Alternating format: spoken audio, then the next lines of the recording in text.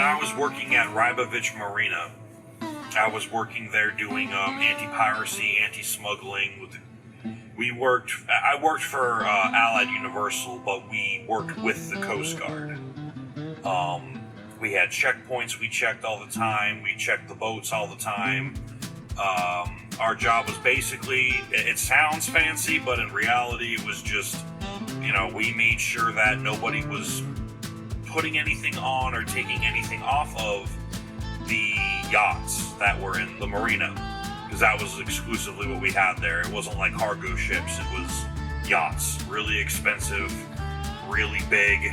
It was just super yachts. But that was the main thing, was make sure nobody was taking anything on or off in the dead of night. A lot of the job was mainly babysitting drunk sailors. The stewardesses, mechanics, the cooks, they're out there for sometimes months at a time, and they're not allowed to drink, they're not allowed to fool around, they're not allowed to smoke, they're not allowed to do anything like that, because they're constantly working. So when they come into a place like Marina, which is located in Riviera Beach, where there's bars, clubs, liquor stores, and a lot of drugs, anything you could need as a money in your pocket, looking for a fun time kind of sailor coming off of one of these yachts, you can find it at Riviera Beach. So our job, protect the property, access control, who comes in, who comes out, when they came in, when they left, kind of stuff. Make sure nobody's taking anything on or off of the boats, break up any fights at the bar, make sure people aren't doing drugs in the bathrooms, do our checkpoints, check the boats. It was a lot. A very underpaid job. But anyway, I met a gentleman there. God, I feel bad that I forgot his name. But anyway, his last name was Brown. Captain Brown. He was from, funnily enough, Browntown, Jamaica. Really cool dude. Very educated, very smart. But me and him were working, and we're just doing the job. I had, me being me, kind of backtrack a little bit. When I first started working at this location around Marina, there's two sites. There's the north one and the south one. The one location is where they would dock the yachts. The other location was a dry dock where they pulled it out of the water to do maintenance repairs. If you wanted to get it repainted or whatever. The guy that was the captain when I started working there. Now, mind you, I had just come from the Mar-a-Lago Club, where I was working with all these federal agencies, Secret Service, Sheriff's Department, all that stuff. So I was very by the book, extremely by the book, because that's the people I worked with for 3.5 years. Everything was by the book. Nothing was nothing was not suspicious enough. Nothing was left to question. Everything was very, very different. Again, another post that I thoroughly loved working at, and I miss it to this day sometimes, but extremely underpaid. Extremely underpaid.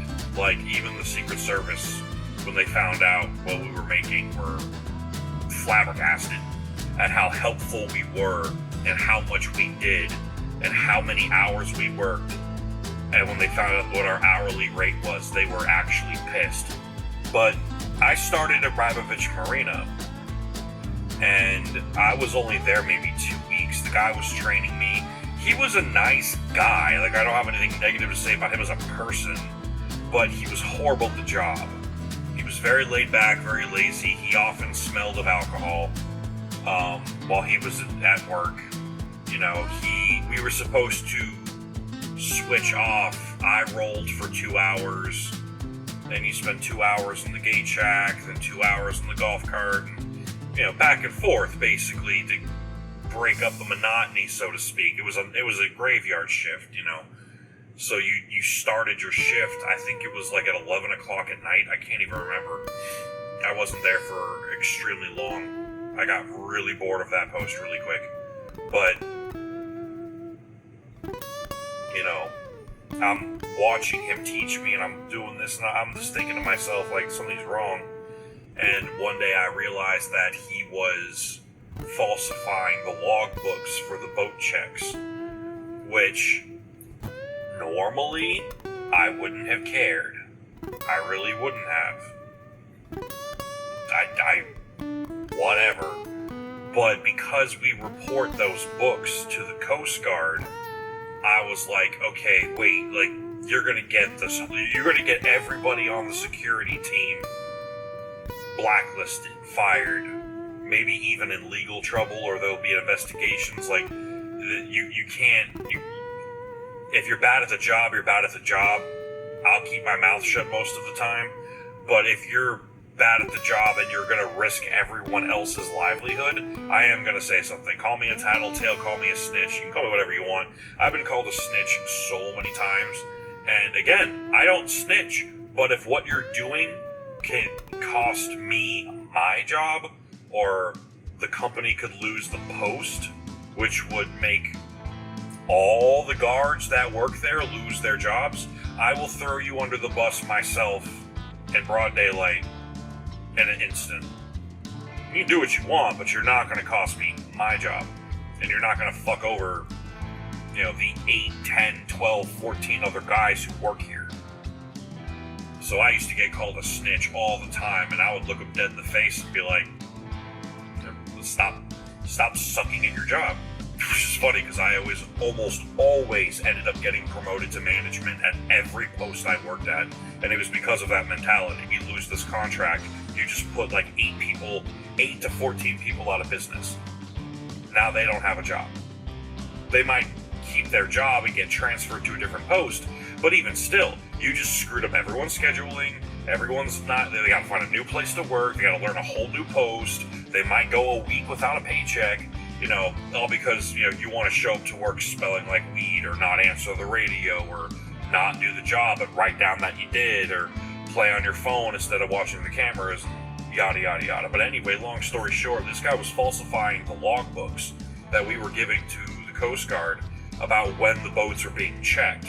And I also, not only was he writing down the wrong times, sometimes he would just write down times that he didn't check. I'd go back on the cameras, and boat A checked at 1:30 in the morning. Oh, camera flip, 1:30 in the morning.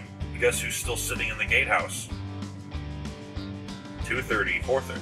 And I'm like, okay, so this guy's not doing it and writing down that he did with BS times, or he would check them later than he was supposed to and write down earlier times. So he was basically lying to the Coast Guard, which looks highly suspect. If they found that and contrasted it with the cameras, found out he was lying, everyone's gone. We're all fired. That would have been like 10 guards that would have lost their jobs. So I got him fired. I called my boss up, the higher guy, really high up in the corporate world, because again, I was working at the Mar-a-Lago Club. So I was very closely connected with all the corporate muckety-mucks, the owners, the district managers, the regional managers, all those guys. And, I told them, like, hey, not trying to rock the boat. This guy is falsifying logs. So the guy who was in charge at the time, he was an absolute dick. He decided, okay, well, we'll fire him because, but since you're the one who caught him, and, well, you get to fix the schedule now. And I'm like, are you giving me captain level authority to work the schedule? He's like, well, if you think you can handle it. And I'm like, bet. I've been the captain of my own post several times. I actually had that place working like clockwork, and I was able to give everybody the days and the hours they wanted. They loved me. Everybody loved me. Even the people who were really friendly with that captain and were mad at me for getting him fired, even they started to like me, because I was giving them the hours they wanted on the days they wanted, and I was reworking certain things in the job itself. I basically made the place run smooth as butter, like I do, because, humble brag, I'm good at my job. I was really good. I had a reputation throughout the entire security industry in Florida for a reason. And I remember there was this one guard, this one guy that just was the absolute worst. Like a damn dingleberry and a butt crack. I could not shake him off. No matter what I reported, I had video footage of this guy going into the recreational area and literally spending the entire shift there. And then he would go back to the gate shack, falsify all the times that he did his checks, and then go home. I'm talking, he would sleep in there, he'd be on his phone. I remember one time he brought his PS5 and a TV and played video games all night. And I'm showing the boss, like, dude, look at this. Because here's the messed up part. So I had the place running smooth as butter, right? Slow smooth. Everybody was happy with their shifts. Everybody was happy with their hours. No complaints. I had a great rapport with everyone who worked there except for this one guy. And instead of just making me captain, because I had taken the role of captain, instead of doing that, they hired someone else. This guy Brown from Browntown, Jamaica. Again, awesome guy. In no way am I saying anything bad about him. It wasn't his fault. He got hired. They said, we're going to give you a captain's position. He said, all right, great. And they sent him to Rybovich Marina, where they had me train him how to be the captain. They demoted me and made me basically back to what I was before. Needless to say, I was furious. And how does that work? You're going to have me train my boss how to do the job? Why not just hire someone who knows how to do the job?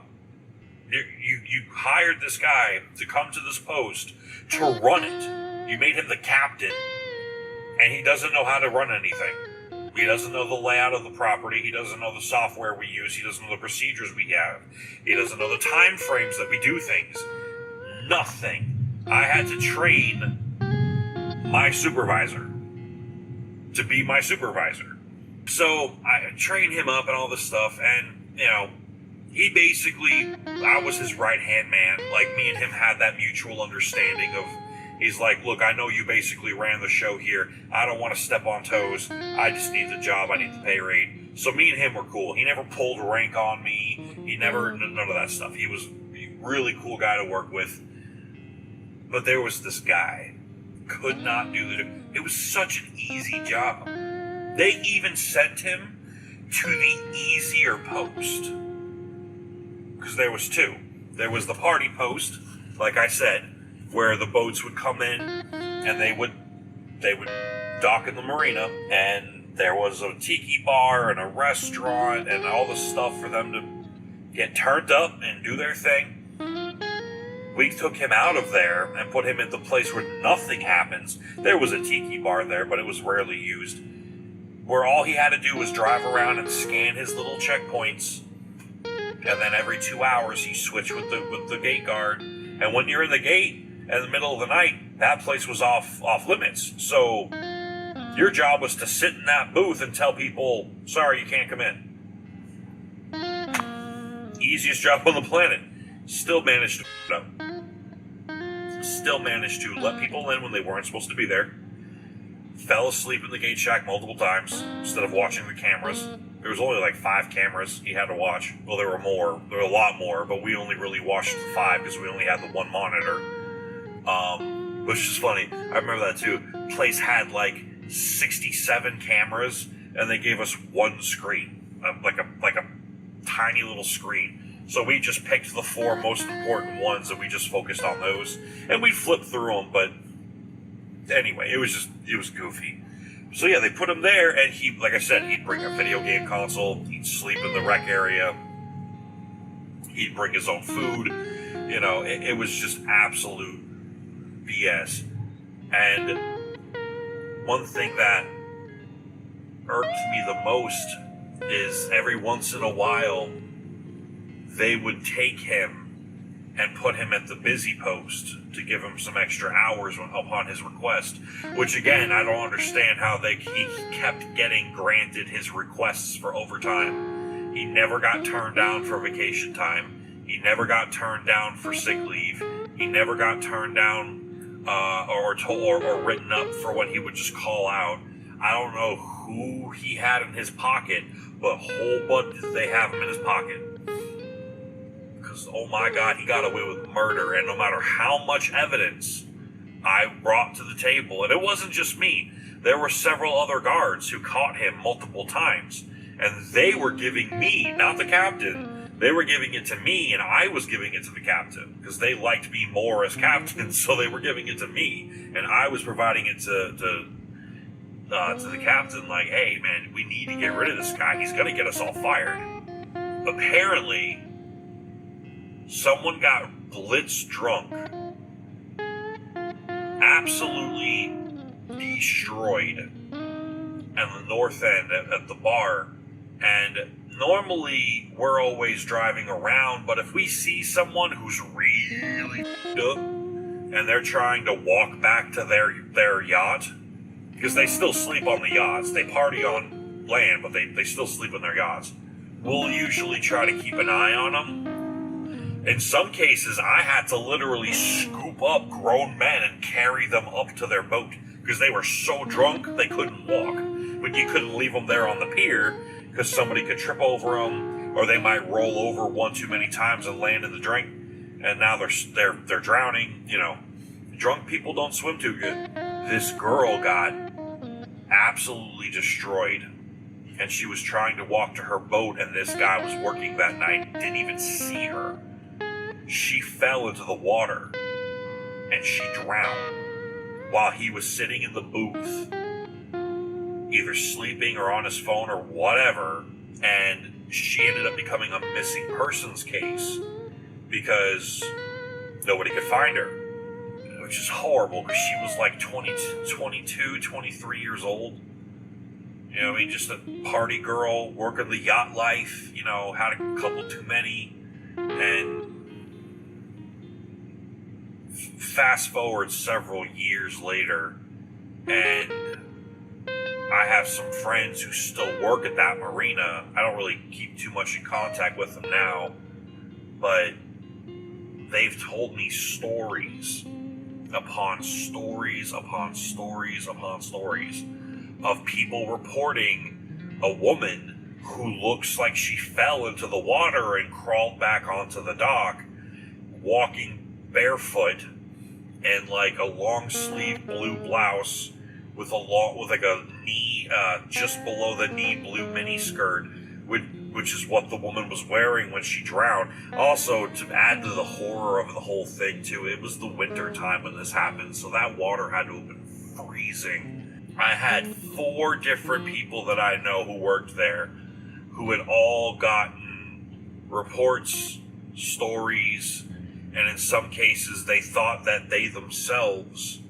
saw this black-haired, very pale woman who was drenched in this blue attire, barefoot, and she basically, apparently, just walks up and down that same dock, back and forth, never getting back on land, only staying on the dock.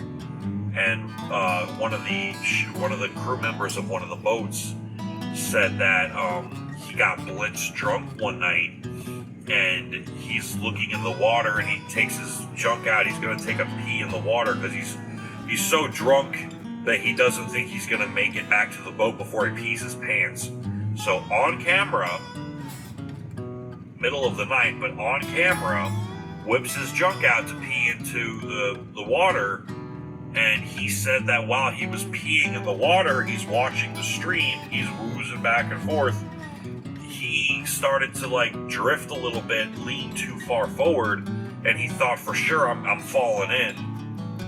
And he said he felt a hand grab the back of his shirt and pull him back onto the dock, so hard in fact that he landed on his back and was peeing up in the air back on himself. Then he puts his junk away and he stands up and there's no one around. No one else saw anything. The cameras couldn't quite catch anything. But the thing that was really creepy is one of my buddies sent me a snippet of, you can see this guy peeing and he starts to lean too far forward. He tries to catch himself, but he starts doing one of these, and you see him just go like, oh no, I'm falling to the floor. But there's nothing behind him. It almost looked like a strong wind blew him back up and then back down onto the ground. I mean, it was forceful. I'm surprised the guy didn't get a concussion. Apparently, it's still a thing. Like, even years after I left, people quit because of it. There were a lot of crew members of boats that got so scared that they didn't drink for the rest of their time at Rybovich Marina. Or in some cases, they said there was this one girl, she got so scared, she didn't leave the boat. She stayed on the boat for like a week and a half, which is no big deal. They have so much food and water and stuff like that on those boats. She stayed on the boat the whole time while her friends went out and got blitzed, partied, and, you know, she was mortified. She saw something horrified this girl, and she was known as a party girl.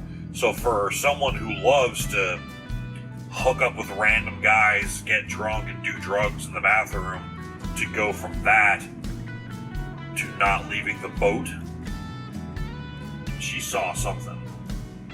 And it was always this one particular dock where that girl fell off. It was terrible too, because they didn't find her till that boat left. She was down there 2 weeks before the boat moved and she floated back up. I mean, she sank after a while, but, you know, the boat moving kicked up enough momentum in the water, or current, whatever you want to call it, that she floated up to the surface long enough for someone to spot her. Before she sank again, someone dove in and grabbed her body, pulled her bloated blue corpse out of the water. I wasn't there for it. I'm glad I wasn't there for it, because I would have been furious. As well as, you know, that's just, I've seen enough death. I really don't need to see another body. But yeah, I really do believe that if that fucking asshole would have watched the cameras like he was supposed to, he would have at least maybe had a chance of seeing her fall in the water. If he didn't have headphones in, maybe he would have heard the splash. You know? Because we had a guy who was constantly on patrol, but he was all the way down on a different dock. He never would have heard it or seen it. He never would have caught it. When she fell in, there was four, I want to say there was 4 docks. Well, at that time, there were 3. By the time I left, there were 4. But there were 3 docks, and he was all the way on the far left one. She was on the middle one. But the engines of those yachts, they idle. They're loud. They're big boats. Yeah, then you got the sound of the water slapping on the dock. You wouldn't hear someone fall in the water. So that poor girl drowned. The negligence of some guy who just didn't want to do his job. And what made me mad too was his excuse was always, well, I don't get paid enough to do this, that, and the third. And I'm like, then leave the job. I'm sorry. I hear people all the time, I don't get paid enough to deal with that BS. Then quit. Leave. You accept the money, do the job. I don't care how unfair it is. I don't care how ridiculous it is. If you're going to take that paycheck, do the job. If you think that I don't get paid enough, then leave. Because you're getting in the way of the people who are there to do their jobs. I hate that so much. I used to go, I don't get paid enough to do all that. Well, then fucking quit. Get out of my way. We'll find someone who will. But don't sit here, leech the paycheck, make everyone else's lives difficult while they're trying to do their jobs, because, you know, this job's you're above this job. This job's below you. Then why are you here? God, it used to drive me up the wall. But anyway, so that's a creepy one for you. Also some background into some of the stuff I dealt with. There's a lot of weird things that went on in Rybovich too. Not just because it was directly across the street from a really bad ghetto. I'm talking bad neighborhood. Horrible ghetto. Worse than what I grew up in when I was in Boca Raton. Like a horrible neighborhood. I've got videos. If you scroll all the way back down to like the beginning of my channel, there's a video of me hiding behind a shipping crate while you could hear all these guns going off on, I think it was New Year's Eve, no. Yeah, it was New Year's. It was New Year's Eve, New Year's Day, and you could hear AK-47s, pistols, shotguns, not just fireworks going off. And then in a later video, I'm holding up a round from what looks like a 9mm or 45 or something. I can't really tell. That literally landed right next to me. It fell from the sky because all these morons like to go out and ga ga ga ga ga on New Year's Day, not realizing what goes up comes back down, shithead. And usually, I mean, it was bad. I was driving around and you'd be driving and you'd look to your left, there's a round like this deep in the asphalt. Just windshields busting out throughout the neighborhoods. You know, you could hear the rounds hitting the roof of the guard shack. And I remember they were calling me up like, hey, Adam, you got to go out there and patrol. I'm like, I'm not leaving this gatehouse. And they're like, well, you got to go patrol. The Coast Guard, this, that, and the other. I'm like, I don't give a damn. It's literally raining lead. They're like, what do you mean? I'm like, there's freaking bullets falling from the sky. We've had like 2 windshields get busted out. We had 1 boat get hit. And I literally was like, do you not hear all the gunshots going off outside right now? Those are fireworks. No, they're not. No, they're not. You obviously were not raised in the hood. You learn the difference between the two. One's a pop, one's a bang. There's difference. But I got video of it. It's on the channel. You can check it out if you scroll back far enough. But yeah, that place was crazy. People falling from rafters while working on boats for no apparent reason. Like there was a guy, he was working they took a boat out of the water, they put scaffolding all around it, and they were refinishing the hull of the boat to make it, you know, all the waterproof paint and chemicals and stuff they put down there to keep like barnacles sticking to it, whatever. And he just fell. It could have been an accident, but that guy had been doing that job for like 30 years. Plus he had a harness. And I remember driving past that area on the golf cart to get to one of my checkpoints, hearing a scream and a splat. And if you've watched my previous channels and stuff, you know I've had a bad experience with jumpers. And I remember hearing that sound and being like, oh God, no, I know what that sound is. I turned the golf cart around. It was a gas-powered golf cart, like a John Deere, whatever golf cart. I turn it around, and there he is, still alive, screaming bloody murder on the floor. Luckily, he had the presence of mind to put his arms behind his head when he fell, so he didn't crack his dome open, but he broke both his hands and he broke his leg, because his leg hit one of the scaffolds on the way down. And I remember just trying to keep him calm and like help him any way that I could, but he was just in agony. I mean, this guy had bones sticking out of his leg. You know, it was bad. But it was just like, how did he fall? A lot of people quit. They would come to America through the yacht system as like a stewardess or whatever, and they would get off the boats in America and just not come back. Illegal immigration, or maybe just kidnapping, or they, I don't know, maybe they had dual citizenship and just didn't mention it, but that happened a lot.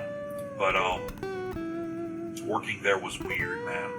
Like weirder than the Mar-a-Lago. Like Mar-a-Lago was definitely haunted, but I'm just glad that I got out of there before all this creepy ghost girl on the dock thing started happening, because I'd have been nah. But anyway, so that's my story for the night. If you guys enjoyed this, please leave a like.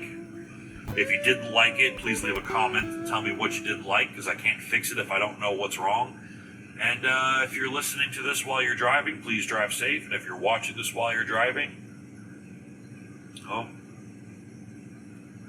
say hi to Jesus for me. Have a good night, y'all.